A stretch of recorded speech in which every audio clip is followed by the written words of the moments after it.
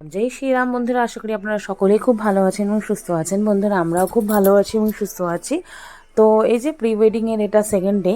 তো এই যে আমি এখন রেডি হয়ে ভাবছেন যে সকাল সকাল রেডি হয়ে গেছি, তার কারণ হলো অ্যাকচুয়ালি আমাদের সকালে ফটোশ্যুটগুলো ছিল। তো যার কারণে আর কি একটা ব্ল্যাক আর অরেঞ্জ কালারের আমার একটা পুরোনোই ড্রেস, এটা খুব একটা পরিনি, এক দুবার পরেছি, তারপর আর পরা হয়নি। তো এই ড্রেসটাই আমি পরে ফটোশ্যুট করছিলাম। তো তারপরে আমরা রেডি হয়ে বেরিয়ে পড়লাম আমাদের নেক্সট ডেস্টিনেশন, সেটা হচ্ছে লাভা। তো যাওয়ার আগে লাভাতে যাওয়ার আগে আমরা রিসর্ট থেকে যখন বেরোলাম তখন দেখলাম রেলওয়ে ট্র্যাক। তো ফটোগ্রাফার ভাইরা বললো এখানেও কয়েকটা ফটোশ্যুট করলে ভালো হয়। তো সত্যি বলতে আমরা না এই রাস্তাতে যে যাচ্ছিলাম অনেক জায়গায় আমরা ফটোশ্যুট করেছি, ভিডিও শ্যুট করেছি, কারণ পুরো জায়গাটা তো কভার করতে লাগবে না, সব কটা। তো আমাদের তো ফটোশ্যুট প্রথম দিন তো ভালো মতন হয়নি, ডে ওয়ানে বলেছিলাম না, আমাদের ওই যে সাথে ইনসিডেন্ট হয়ে গেছিলো, গাড়ির চাকাটা চেঞ্জ করতে হয়েছিল, তার জন্য খুব হেক্টিক ডে হয়ে গেছিলো আগের দিনটা। তো যার কারণে পরের দিনটাই আমরা সমস্ত কিছু কভার আপ করেছি।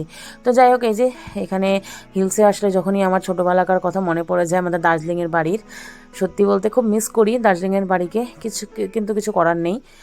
তো যাই হোক, এই যেখানে দেখতে পাচ্ছেন সবুজে সবুজ ঘেরা, সত্যি খুব সুন্দর লাগছে দেখতে, তাই না? আর সত্যি আমি না জানতামই না যে এতটা ঠান্ডা এখানে পড়বে। আর আমি শুধু একটা শর্ট ড্রেস পরে গেছি, ভাবতে পারছেন, এখন তো আপনারা foggy বুঝতে পারছেন না, ওই যে দূরে দেখছেন পাহাড়ে, যতটা উপরে উঠবো না ততটা তো foggy বাড়তে থাকবে, আর নিচে ততটাই কম, আর কি টেম্পারেচার, উপরে টেম্পারেচার কমতে থাকবে যতটাই আপনি উপরে উঠবেন। তো এই যে মাথাটা প্রচণ্ড পরিমাণে ধরেছিল, তো যার কারণে আমরা একটা আন্টির দোকান পেয়েছি, তো ওখানে চাটা খেলাম, চা, তারপর চিপস টিপস খেলাম। আর ওখানে খেয়ে দিয়ে এখানে দেখলাম যে সুন্দর একটা ঝর্ণা, তো এখানে আমরা কয়েকটা ফটোশ্যুট করে নিয়েছিলাম। তো এখানে কিছুক্ষণ এই যে ফটোশ্যুট করে ভিডিও শ্যুট করে আমরা রিসর্টে পৌঁছে গেছি। আর রিসর্টে পৌঁছে আমরা কোনো মতে লাগেজ টাগেজ রেখে তারপরে একটা দোকানে চলে গেছি ভেজ সুপ্পা খেতে। আর সত্যি বলতে তখন কটা বাজে বলবো, 5:30 6টা বাজে।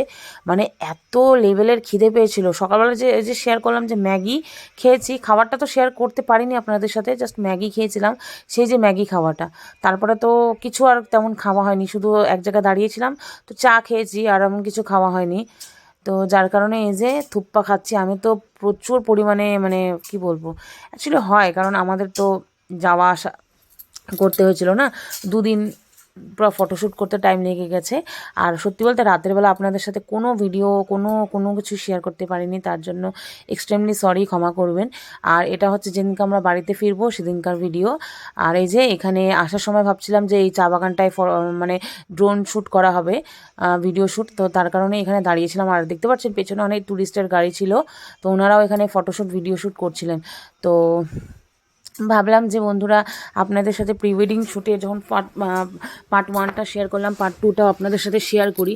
কিছু কিছু ক্লিপ আমি করে রেখেছিলাম, কারণ এটা একটা মেমোরেবল ডে না আমার লাইফের, এটা আমার লাইফের না, প্রতিটা মেয়ে প্রতিটা ছেলের লাইফেরই এটা মেমোরেবল ডে, বিয়ে বলুন বা প্রি ওয়েডিং শ্যুট বলুন। তো এই যে বাড়িতে এসে মহারানীকে গবলি বুড়িকে সব থেকে বেশি আদর করতে লাগে ওকে, 2 দিন ধরে ওকে দেখিনি, মনটা একদম পুরো খারাপ লাগছিল, আর মাকেও দেখিনি। তো যাই হোক, মাকে তো আমি কোথাও গেলে 5-5 মিনিট পরে ফোন করতে থাকি। তো বন্ধুরা, আই হোপ আপনাদের ভালো লেগেছে। যদি ভালো লেগে থাকে লাইক কমেন্ট শেয়ার করবেন, আপনারা সাথে থাকবেন, পাশে থাকবেন। টাটা।